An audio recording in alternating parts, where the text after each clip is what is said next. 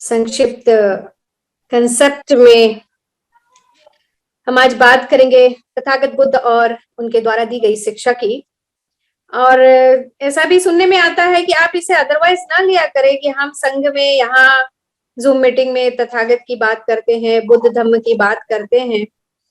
धम्म बहुत ही साइंटिफिक है, इसे मानना न मानना आप पर निर्भर करता है। और इसमें स्पष्ट रूप से कह भी दिया गया है कि आप SC ST OBC या माइनॉरिटीज जो कन्वर्टेड हैं वो सभी हमारे समण बहन भाई हैं।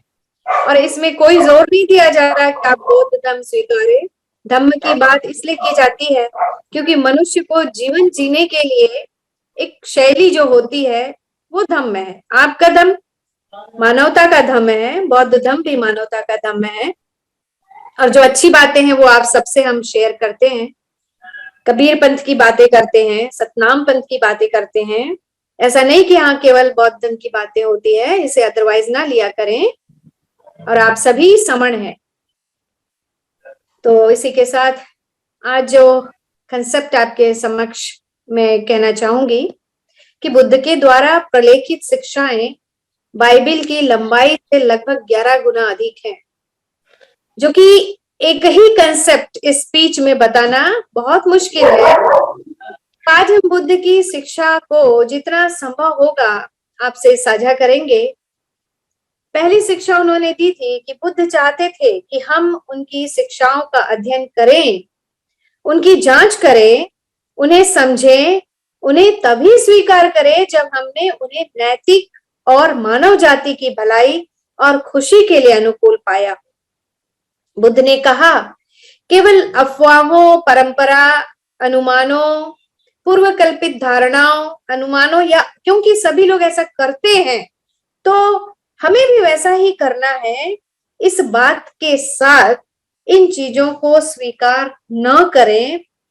बौद्ध काल के समय कुछ लोगों का यह वैज्ञानिक दृष्टिकोण अच्छा लगा। तो सबसे पहली बात यह है कि यहाँ तथागत को हम सभी को यह समझाने की कोशिश, तथागत ने हम सभी को यह समझाने की कोशिश की कि जो भी शिक्षा ग्रहण करते हैं उसे पूर्ण रूप से ग्रहण करने के पूर्व उसकी जांच करें और उसे समझें, तभी स्वीकार करें।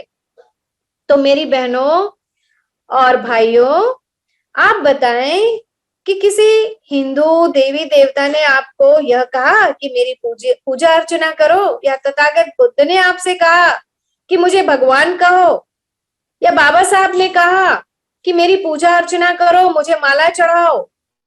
ये सारे धार्मिक कर्मकांड न करो और बिना अध्ययन किए, बिना जांचे और उसे बिना समझे अपने जीवन का अहम हिस्सा बनाकर क्यों ग्रहण करना। ऐसी चीजों को नहीं करना है, ऐसे कर्मकांडों को नहीं करना है जिससे हमने किसी से सुना और उसको बिल्कुल अपने जीवन में उतार लिया। ऐसी चीजों को नहीं करना है। बिना जाने परखे कोई ऐसे कर्मकांडों में लिप्त नहीं होना है।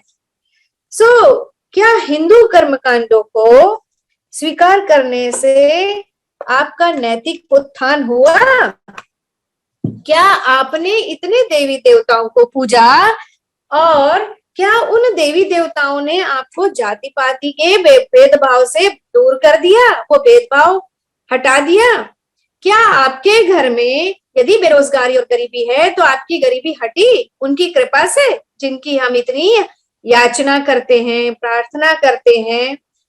तो तथागत बुद्ध यही आपको सिखाना चाहते हैं कि अंधविश्वास मत करो, किसी भी बात को समझने के बाद ही स्वीकार करो, ऐसी उनकी शिक्षा है। और दूसरी शिक्षा उन्होंने दी कि उन्होंने ये कहा कि यदि किसी धर्म में आप सत्यता पाते हैं तो आप उसे सत्य के साथ स्वीकार करें। और अब आप सभी उपस्थित बहन भाई मुझे बताएं कि बुद्ध धर्म पूर्णतः विज्ञान पर आधारित एक वैज्ञानिक धर्म है, लेकिन दूसरी तरफ हिंदू धर्म पूर्णतः मिथ्या है, काल्पनिक है। यह धर्म बिना जांचे, बिना समझे आप पर थोपा गया है, आपको भ्रमित किया गया है। भ्रमित यह कहकर किया गया कि ब्राह्मण की उत्पत्ति मुख से, क्षत्रिय की उत्पत्ति जंघाओं से, शूद्र की उत्पत्ति पैरों से। ऐसे कैसे? क्या संभव है? आप सभी विज्ञान 10th क्लास तक तो मिनिमम पढ़े होंगे, तो क्या आपने कभी देखा कि इस तरीके से किसी ब्राह्मण की उत्पत्ति जो उस चिरकाल में प्राचीन समय में होती थी, तो क्या आज नहीं हो सकती? होनी चाहिए। ये ऐसा प्रश्न हमारे मन में आना चाहिए। तो मैं यहाँ आपसे ये पूछना चाहती हूँ कि ब्राह्मण की उत्पत्ति भी वहीं से हुई जहां से आपकी हुई, तो ये ब्राह्मण कैसे और हम शूद्र कैसे? मानव मानव में एक समान, ऐसी बात कही गई है। तो ये काल कपोल कल्पित बातें कर करके आपको यही ब्राह्मण सीधा दान स्वरूप लेकर लूटता और बिना मेहनत किए अपना पेट भरता है। जो सीधा या दान आप इन पाखंडी पंडितों को देते हैं, उस दान की राशि को एक गरीब मजदूर की एक दिन की कमाई होती है।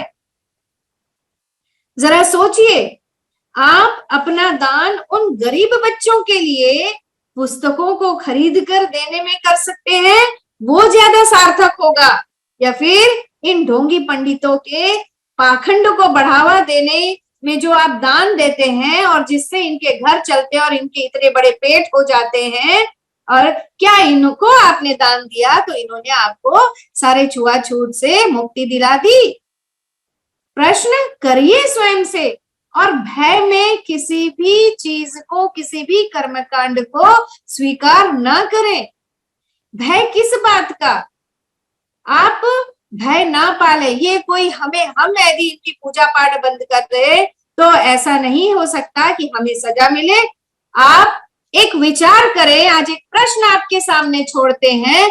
आप बहुत सी बहनें कुल देवता की पूजा करती, अरे आपके कुल के देवता नाग देवता, आप नागवंशी हैं, आपके कुल के देव तथागत भगवान बुद्ध स्वयं महादेव हैं, आप उनकी पूजा नहीं करते, आप उनको वंदन नहीं करते, उनकी वंदना नहीं करते, इस करके हम तकलीफ में हैं। हमने उधार के धर्म और उधार के देवों को बहुत स्थान दे दिया। हमारे वास्तविक देव सावित्रीबाई फुले, जिन्होंने हमें शिक्षा का अधिकार दिया, तथागत भगवान बुद्ध, जिन्होंने महिला को सबसे पहले शिक्षा देने की बात कही और शिक्षित किया भी, और साथ ही बाबा साहेब अम्बेडकर, जिन्होंने आपको बिना मांगे, कल के जूम मीटिंग में रमेश खटके सर ये कह भी रहे थे और उनकी बात से बिल्कुल मैं सहमत हूं कि महिलाओं को इतने अधिकार बिना मांगे जिस मसीहा ने दिए, हम उनको क्यों नहीं पूजते? इसका मतलब हम स्वयं भी जात पात मान रहे हैं कि हमारे मसीहा भी महार जाति से हैं, तो हम उनको नहीं पूजेंगे, लेकिन हम ब्राह्मणों के देवों को बड़े शौक से अपने घर में स्थान दे रखे हैं। शर्म आनी चाहिए। जिस मसीहा ने बिना मांगे हमें इतने वरदान दे दिए, इतने सारी हमें फैसिलिटीज दे दी, शिक्षा का अधिकार, रिजर्वेशन, फिर भी हम बेशर्म होकर इन पोंगा पंडितों के देवों को मानते हुए आ रहे। अपने देव छोड़ दिए जिन्होंने हमें वास्तविक जीवन जीने की शैली सिखाई, जिन्होंने हमें रास्ता दिखाया, हमने उनको छोड़ दिया, इसलिए हम परेशान हैं। और अब आप प्रण ले, डरने की कोई आवश्यकता नहीं।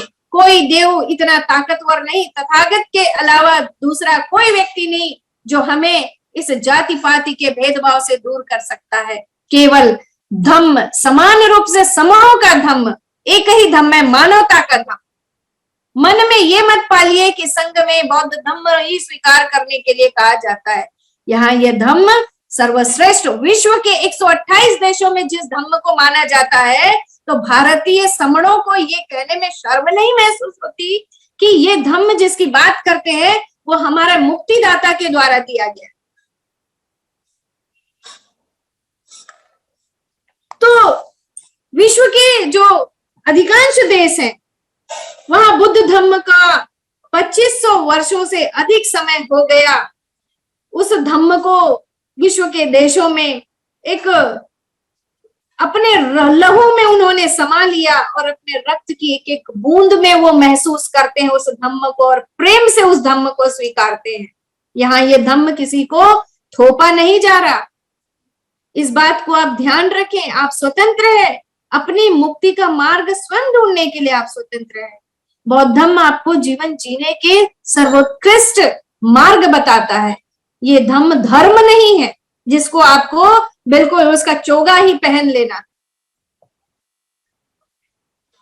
और आप बहनें देखती हैं कि भारतवर्ष में मात्र एक हिंदू धर्म के नाम पर कितने बार लड़ाइयां हुई, लेकिन और इन्हीं हिंदू धर्मवादियों ने खूब लड़ाया। लेकिन बुद्ध धर्म की तीसरी शिक्षा यह है कि बुद्ध धर्म की शिक्षा के प्रचार हेतु किसी भी शासक ने, भिक्षु ने और सामान्य प्रचारक ने शक्तिशाली तलवार नहीं उठाई, जबकि हिंदू धर्म के अंधविश्वासी और पाखंड की रक्षा के लिए उन लोगों ने हर बार हम समणों का विरोध किया, हमें आपस में लड़ाया, हमें तोड़ा और वे सफल भी हुए। आज आप ये देखिए कि स्वयं के अधिकार जाते रहे और हम चुपचाप देखते रहे। हमें इतनी भी शर्म नहीं आ रही कि हम अपने समण भाइयों से ही प्रश्न कर रहे, अरे ये तो धर्मांतरण करवाते। आपको सर्वोत्कृष्ट जीवन देने का प्रयास कर रहे हैं। आइए, आपके ऊपर है, आपको स्वीकार करना है, स्वीकार करिए, नहीं करना है मत करिए। ये धम्म कभी किसी को लड़ाई करने की, बहस करने की ये शिक्षा तो देता नहीं है। बुद्धिस्ट जिन उपदेशों का पालन करते हैं वे कमांडेंट है, वे 10 कमांडेंट्स जो आज संघ में हम जो नियम 10 नियम फॉलो करते हैं वे 10 कमांडेंट्स रूल्स हैं जिसे हर संघी को फॉलो करना अनिवार्य है। जिन्हें इन 10 कमांडेंट्स जो रूल है उसे एक अनुशासन के साथ संघ में पालन किया जाता है, जिसे हम और बुद्ध धम्म में भी जो हमें 10 कमांडेंट्स नियम अनुशासन के दिए हैं उसे पाली में सिक्खपदा कहते हैं, जिन्हें बौद्ध अपनी मर्जी से लेते हैं। बौद्ध धम्म में हमें कुछ भी करने की आज्ञा नहीं है, ऐसा नहीं है। आप स्वतंत्र हैं कि उसे किस रूप में स्वीकार करना है, और ऐसा भी नहीं है कि आपको स्वीकार करने के लिए मजबूर किया जाता है। जैसा कि आप देखेंगे तथागत बुद्ध ने हमें बताया कि दुख तो है, उसका कारण भी है और उसका निवारण भी है।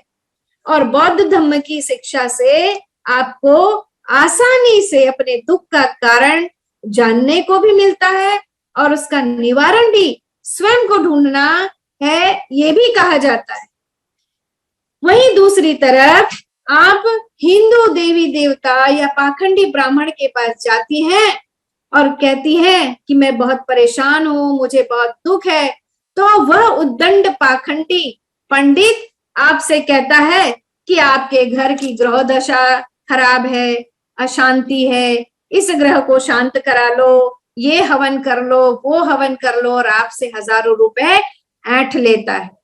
कई बार तो ये भी देखा गया कि जब आप उनके पास जाते हैं कि मेरे घर में मेरे बच्चे को नौकरी नहीं लग रही, तब वो ये कहता है कि आपके बेटे को काल सर्प योग है, तो आप पूजा करा लो, शांति पूजा करा लो, और आप पूजा कराती हैं। उसी समय यदि उसका बेटा आ जाता है और कहता है कि पिताजी मेरी भी नौकरी नहीं है, मुझे नौकरी नहीं मिल रही, तो अपने पुत्र से कहता है कि बेटा तू अच्छे से पढ़ाई कर, तू अच्छे से अपनी स्टडी कर ले, प्रयास कर, तुझे नौकरी मिल जाएगी। अब ये दोहरी मानसिकता, स्वयं के परिवार में पढ़ाई कर और जहां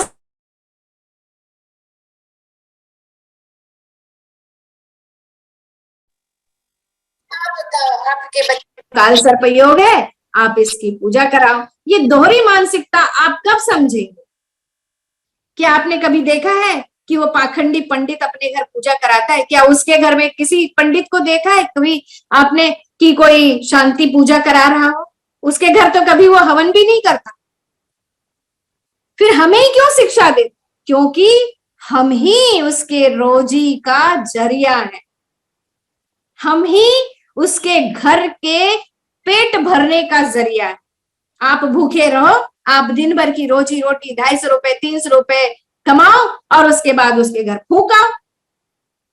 सार्थक जीवन कहाँ है, ये आपको निश्चित करना है, आपको देखना है, आपको वैज्ञानिक तरीके से समझना है कि आपको किन बातों को स्वीकार करना है। वही जिस हम देखते हैं कि 6-8 हजार की राशि को कमाने एक पुरुष और महिला कितनी मेहनत करते हैं और आप उसे आसानी से ब्राह्मण को दे आती हैं, सौंप देते हैं। आपसे ये पूछती हूं मैं कि जिस हिंदू धर्म में बौद्ध धर्म के अस्तित्व को, जिस हिंदू धर्म ने बौद्ध धर्म के अस्तित्व को ही प्रायः मृत प्रायः कर दिया, वो धर्म श्रेष्ठ कैसे हो सकता? उस धर्म के पाखंडी देवी देवता वो कैसे श्रेष्ठ हो सकते? आप उन्हें क्यों श्रेष्ठ मानकर अपने घर स्थान देते हैं? आपके घर के देव जो आपके भरण पोषण के लिए दिन रात एक पिता खटता है, अपना पसीना बहाता है और अपने बच्चों को शिक्षा देता है, वो भी तो आपका घर का देव है, वो भी तो आपके घर पूजनीय है। तो आप उनसे कलह करती हैं, लेकिन जिसका कोई अस्तित्व नजर नहीं आता उसको खूब स्थान दे रखे। ये विचार करिए थोड़ा, हो सकता है आप इस सत्य को भी समझ लें और जान ले कि बौद्ध धर्म के प्रचारक के हाथ में आपने कभी त्रिशूल, तलवार और गंडासा, तेज धार वाले हथियार नहीं देखोगे। और मेरे समण भाई बहनों, धम्म बौद्ध धम्म कभी भी हिंसा की शिक्षा नहीं देता। वही आप देखें हिंदू देवी देवताओं के हाथ में 10-10 हाथ और तलवार, त्रिशूल, गंडासा, तेज धार वाले हथियार सब दिखेंगे, तो क्या ये देव हिंसा नहीं फैलाते? इन तलवार त्रिशूल से हमारे पूर्वजों की जीवन लीला समाप्त की है। हमारे बौद्ध भिक्षुओं को इन्होंने कत्लेआम किया है और हम उन्हीं देवों को पूजते हैं जो हमारे मार्गदाता, मुक्तिदाता बौद्ध भिक्षु भिक्षुणियां थी, उनको इन लोगों ने इन्हीं तलवारों से मारा। तो कैसे आप कितने निर्दयी हो कि इस बात को नहीं समझते कि अपने पुरखों को मारने वालों को आपने अपने घर जगह दी, और जहां तथागत बुद्ध ने जो आपके मार्गदाता मुक्तिदाता है, आपने उनको जगह नहीं दी, इसलिए आप दुखी हैं। सोचिए जरा, मैं अंधविश्वास में नहीं ले जा रही आपको, एक साइंटिफिक वे में जो ऊर्जा आपसे निकलती है, जो ऑरा आपने बनाई है, आपके चारों तरफ की जो ऑरा है, उसे आप समझिए कि आपकी ऑरा कहां प्रदूषित हो गई। तो बुद्ध ने धम्मपद में कहा है कि सभी प्राणी को छड़ी से डर लगता है, जीवन सभी के लिए प्रिय है, सभी प्राणी के लिए वही करुणा का भाव रखो जो स्वयं के लिए रखते हो, कभी किसी प्राणी की हत्या ना करो और ना ही किसी प्राणी की हत्या करने दो।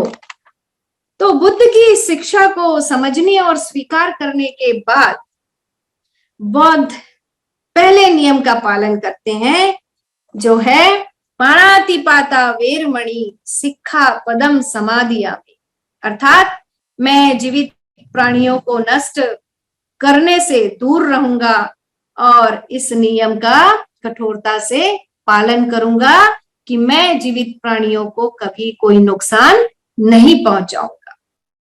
और दूसरी तरफ बहनों को हम देखते हैं कि किस बेदर्दी से हमारे बहुजन भाइयों को भरी भीड़ के सामने मारा जाता है, उनकी जान ले ली जाती है, फिर भी हम उसी धर्म को श्रेष्ठ धर्म मानकर मंदिरों की ओर चल पड़ते। इस धर्म को लोग, आपको अनुमान भी नहीं कि गौरक्षा के नाम पर गौ के मांस का व्यवसाय भी यही धर्म के लोग करते हैं। इस बात की जानकारी मुझे छत्तीसगढ़ के एक गांव में जब मैं गई, वहां एक महिला चाय की छोटी सी उसकी गुमटी थी, वहां थोड़ा रुकी, तो उस गांव की महिला को इस बात की जानकारी थी कि यहाँ गायों को गौशाला बना करके बांध दिया जाता है और उनको मार दिया जाता है और उसके गौमांस को विदेशों में भेजा जाता है। इस तरीके का काम, ये गौ हत्या, हिंसा जो धर्म करता है, उस धर्म की पालना आप करते हैं, उस धर्म के देवों को आपने स्थान दे रखा है, आप खुद भी हिंसा के समर्थक हो गए यहां। तो इस बात को हमें ध्यान देना है कि धम्म बौद्ध धम्म आपको इस तरीके की शिक्षा कतई नहीं देता। और यहां हमें बताया जाता है कि गौरक्षा केंद्र में गायों को सुरक्षित रखते हैं। ये गायों को सुरक्षित नहीं, उनकी हत्या करने के लिए ही गौरक्षा केंद्र बना, ताकि ये इनका काम आसान हो जाए। और पांचवी जो शिक्षा बुद्ध ने हमें दी कि सभी प्राणियों के लिए दयालु होना सिखाया।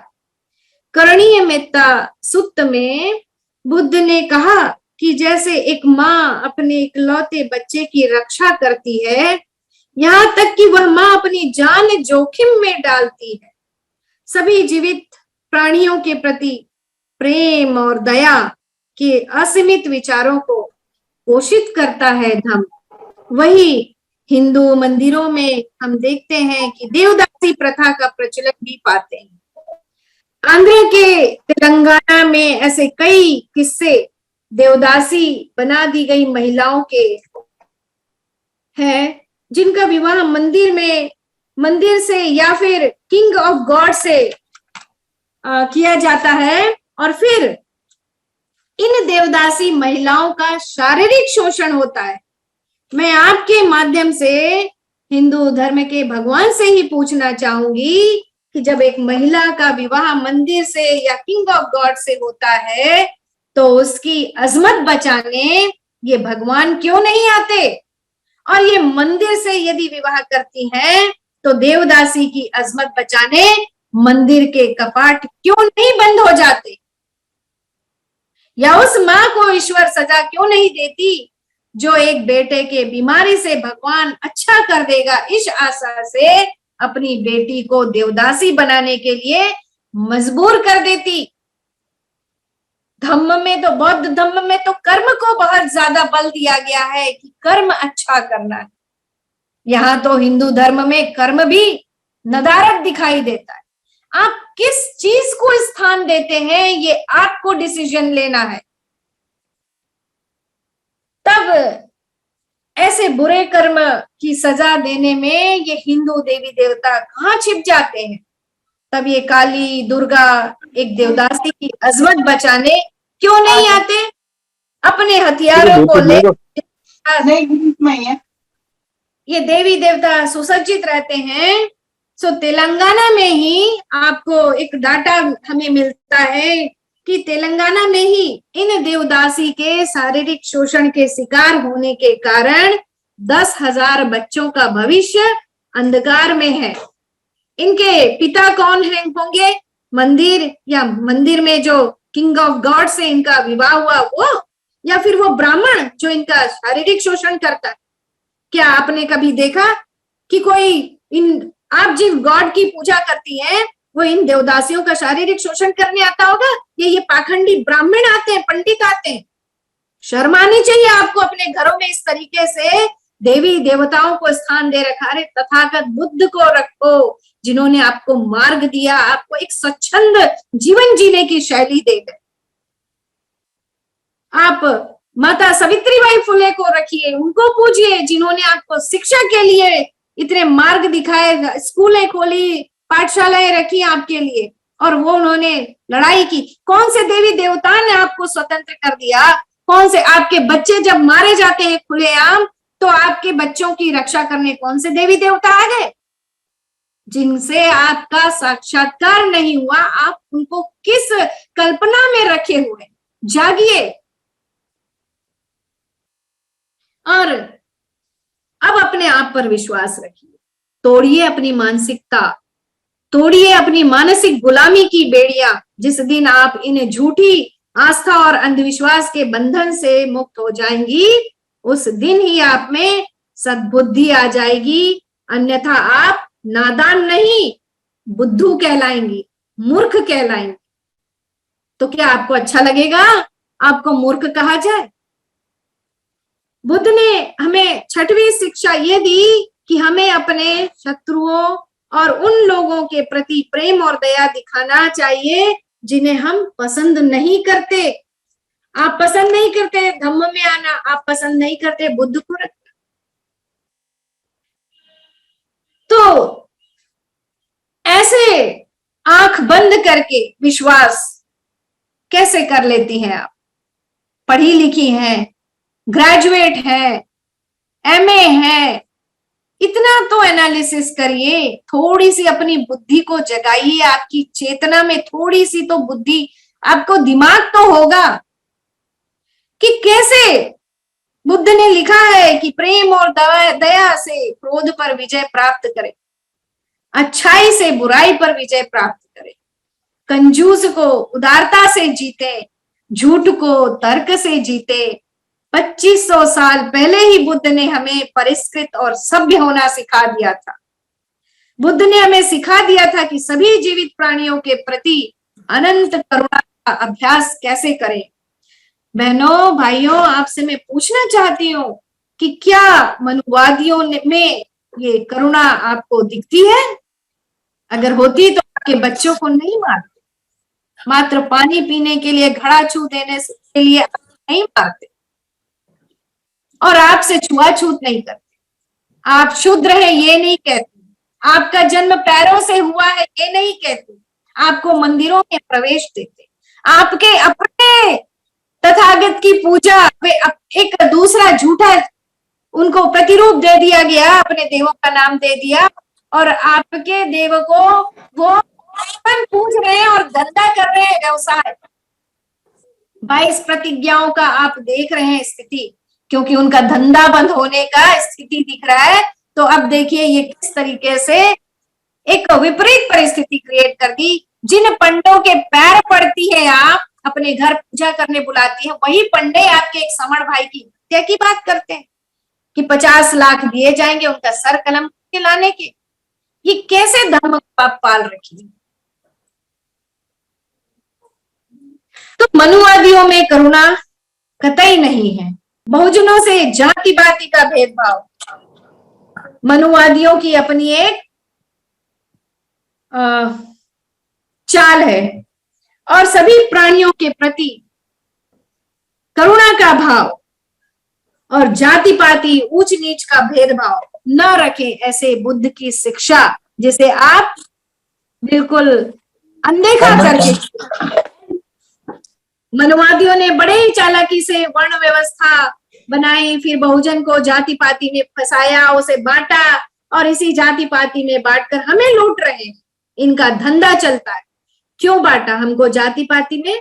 ताकि हम कभी एक ना हो, हम जुड़े नहीं, जोड़े नहीं एक दूसरे के साथ। एक दूसरे को ये मनुवादी चाल पर चाल चल चलकर हमें तोड़ते रहे। हम बहुजन को इतने टुकड़ों में बांट दिया कि जुड़ने और जोड़ने में भी मुश्किलें आ रही हैं। समझो इनके छलावे को, धोखे को।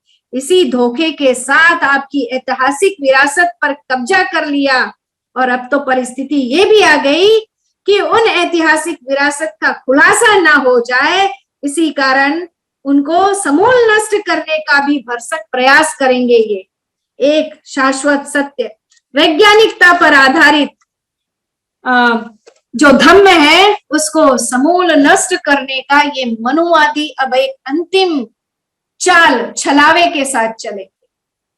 मैं आपसे फिर पूछना चाहूंगी कि बुद्ध के विचार इन लोगों से इतने बेहतर हैं, फिर भी आप उनके देवों को स्थान दे रखें।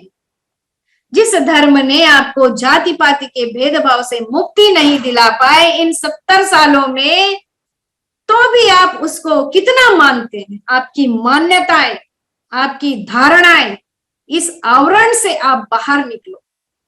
इस पाखंड, अंधविश्वास, कर्मकांड, इन सब से बाहर निकलो। आपकी मुक्ति इससे, इस आवरण से बाहर निकलने पर ही होगी।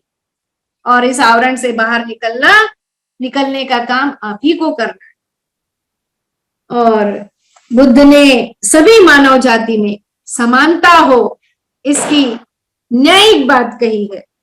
और उन्होंने गुलामी और अपमानजनक जाति व्यवस्था को खत्म करने वाले सारे अवयवों का समावेश हो ऐसा धम्म दिया जिसमें किसी प्रकार का भेदभाव नहीं। तो फिर इस धम्म को अपनाने में तकलीफ क्यों?